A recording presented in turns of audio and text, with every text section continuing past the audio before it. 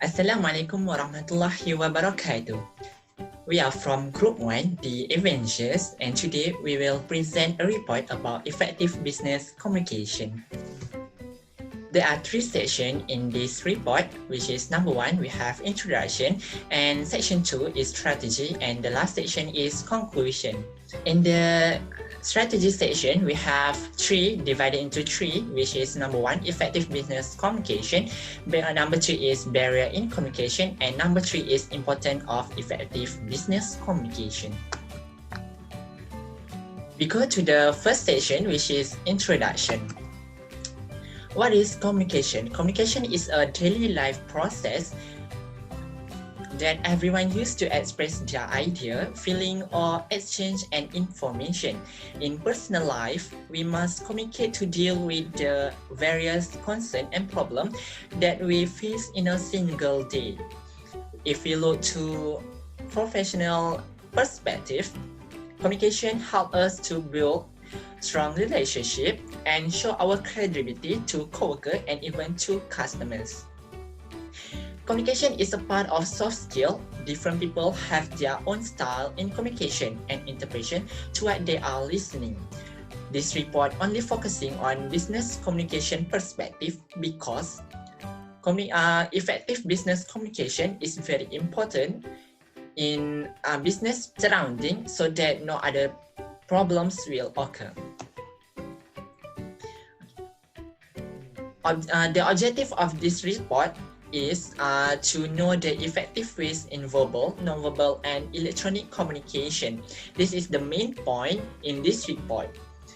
In addition, this report will discuss about the barrier in communication that may lead to ineffective communication, and also to find out the importance of effective business communication to organization.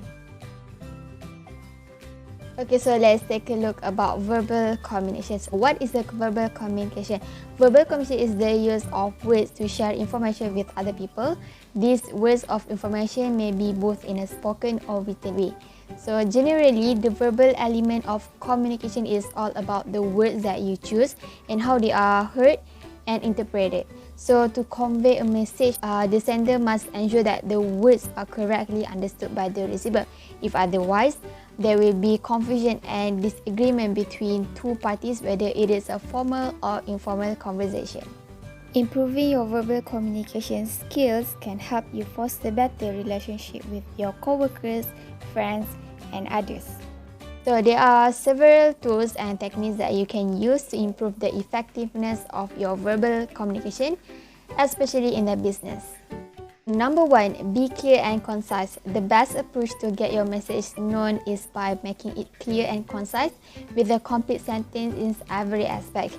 In order to avoid any misunderstanding or conflict that might happen, the sender must state the messages in the direct language instead of using complex words. Number 2, think before you speak. To avoid unpleasant pauses that may occur when you speak is by taking time and organizing your thoughts. When you consider the best thought before speaking, the audience or the receiver of your message will get an idea of what the message is delivered. Number 3, keep your audience in the mind. To develop this skill, being a speaker, you have to put yourself in the shoes of the audience or the receiver. Be consider that the sender and the audience have a common characteristic. It will help you as a speaker or listener to understand someone's perspective. Number 4, pitch and tone. So there are 3 patterns of pitch, which are rising pitch, falling pitch, and the dividing pitch. It is necessary for a speaker to choose the proper pitch of the sound. The reason is because the variation in the pitch can assist the speaker to stimulate the listener's interest and catch their intention. Be sure to use a strong voice so that everyone can easily hear. I will continue discussing about the non-verbal communication. Okay, nonverbal communication is the process of sending and receiving information both intentionally and unintentionally without using any language. There are 6 types of nonverbal communication, which is facial expression, vocal characteristic, gesture and posture, personal appearance, touch, time, and space. The effective nonverbal communication is number 1, have pay attention to nonverbal cues. You have to notice all the cues. This is an ongoing process where you learn and enlarge a better sense of how people surrounding you use nonverbal signals and what the actual means about the signals. Number 2, we have focus on the voice tone. Some words have different meanings depends on the tone and the way the words is conveyed. The voice tone can reflect your purpose of deliver the message indirectly. Make sure that you are able to interpret the actual mean based on the voice tone. The other effective nonverbal communications are use good eyes contact, ask question, use signal to add meaning, look at signal as a whole, be aware that signals can be misinterpreted, and lastly, consider the nonverbal signals that you send when you are not talking. We move to the last types of communication, which is electronic communication. Electronic communication is a type of communication which use electronic medium to transfer the information, data or message using devices such as computer, laptop or phone. There are 8 types of channel in electronic communication, which is we have email, business messaging, web content, podcasting, social platforms, wikis, blogging, and microblogging, and lastly, online video. The effective electronic communication is include a specific subject line. You have to specify what you want to talk about and get attention from the reader. It also can avoid your message from being ignored. 2. Keep your message short, simple, and to the point. Limit your message and focus to only 1 or 2 issues in each message. The reader can understand more about your content. And the other effective electronic communication are avoid unnecessary attachment, watch your tone, recheck everything, read carefully and answer as quickly as possible, address the people correctly, and the last one is using emoji and emoticon effectively. There are 4 barriers in communication. First is language barrier. Language is one of communication's most essential things. We can transmit information, message, and feelings to others through contact. Language, however, can also cause communication barriers. The lack of language skills leads to misunderstandings and misinterpretation, and others do not understand what we want to communicate. The fluency of a person's language may influence how a person sends or receives a particular message. Language setting can affect productivity since message can be misunderstood easily. Even if 2 people speak the same language, misunderstandings will occur because different people have different methods of communication. Although the wording of people who use different dialects and accents is technically similar, the interpretation's meaning is that the words may be other, leading to all sorts of conflict. They may happen in any environment, including the workplace, where communication is essential for the success and goals of the task. One of the reasons for the communication barrier is also the use of jargon words. Jargons are particular words and phrases used by certain people. Not everybody knows jargon. Second Cultural barriers. Cross-cultural barriers to communication are caused by the lack of cultural knowledge and intercultural communication skills. Adequate training is considered as one of the critical factors in removing these barriers. The example of cultural barriers is race, religion, gender, age, academic skills, occupations, and socio-economic background. People need to generate information about other cultures, especially the people they must work with or deal with. Language is one of the common causes of intercultural communication barriers.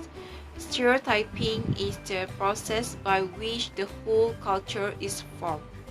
Next is physical environment barriers. Physical environmental barriers refers to natural factors that operate as communication barriers. If these barriers are difficult to handle, the communication process can be delayed. These barriers can lead to distractions or alter the message entirely, leading to miscommunication, misinterpretation, and perplexity. The natural conditions acting as a communication barriers are physical and environmental barriers. For example, if employees sit in various buildings or floors, they experience physical and environmental barriers. The physical barriers are linked to three major factors: the environment, distance, and medium unconsciousness. In the existing climates, environmental barriers occur. Communication takes place both internally and externally. Last one is attitudinal barriers. A typical source of communication breakdown in the workplace is the presence of persons with opposing attitudes, value, and discriminatory practice, among others. People's perceptions of power and prestige differ from one another, which is an illustration of this. If they believe that managers or supervisors have authority over their employees, such as the ability to assign assignments, reward, promote, or fire employees, this may create obstacle to communication before it even begins. No matter what level or position you are in, effective communication is essential for success. Discrimination occurs when people make snap judgments about individuals or groups without taking the time to consider their options. Prejudice are examples of the discriminatory behavior, as are stereotyping and bias. It is not uncommon for those who prejudice to make snap conclusions without pausing to gather all relevant information about the individuals they are judging. So next, I will talk about the importance of effective communication in organization. As we know that there are a lot of ways to make sure the effective communication happen between employee. We can communicate through verbal communication, non-verbal communication, or electronic communication. So we can choose which way we want to communicate and make sure every communication between employee will be effective. Because effective communication between employee is important to make sure of successful organization in company. So on the contrary, if we do not have effective communication, it can limit the relationship between the employees. So the first important of effective communication is good communication between employee can lead to a good management in company. It can increase the employee understanding about their task, about the task given to them, and they can get together and brainstorm the idea of the task together with other employees. we know that this activity, which is brainstorm the idea, happen because they have a strong relationship and they can communicate. They have a good communication with each other. They understand each other. They also understand each other. The next important is employee can complete their tasks more effective because they brainstorm the idea together, as I said before. Because of that, we can ensure the quality and quantity of their work will increase because they collect the idea from other people. So we know that every people have their own opinion, depends on their own situation. So that is why they can write a good report. If they can write a good report, and the report might be interesting and full of information because they do it together, then the report might be attract investor attention. So effective communication also can give a motivation to the employee. Motivation of the employee is really important. Our organization and they are eager and they will eager to work in company. That is why manager and higher management need to find a way to boost the employees' motivation. For example, they can give rewards to the employee who have a good attitude and reputation in organization. The employee will try to show their abilities and show their good attitude in company. So it will increase their motivation because they want that reward. So because of all this importance that I say, we can say that effective communication is one of the main key to a successful organization. So effective communication gives a lot of positive effect to the organization. Okay, so as a closer, we have discussed three major forms of communication, which are verbal, nonverbal, and electronic communication. As a whole, it is most beneficial to actively listen, observe, and empathize while using any of these communication techniques. However, the messages sent by the sender may not be understood exactly as intended, so the sender must be aware and make sure of the many sorts of limitations or boundaries to prevent any unexpected situation. So lastly, we hope as an individual can enhance the communication skills by mastering these strategies to help you succeed in your career and build your network. Okay, so last but not least, our communications abilities can have a significant influence on how well the business works. So that's all from us. Thank you.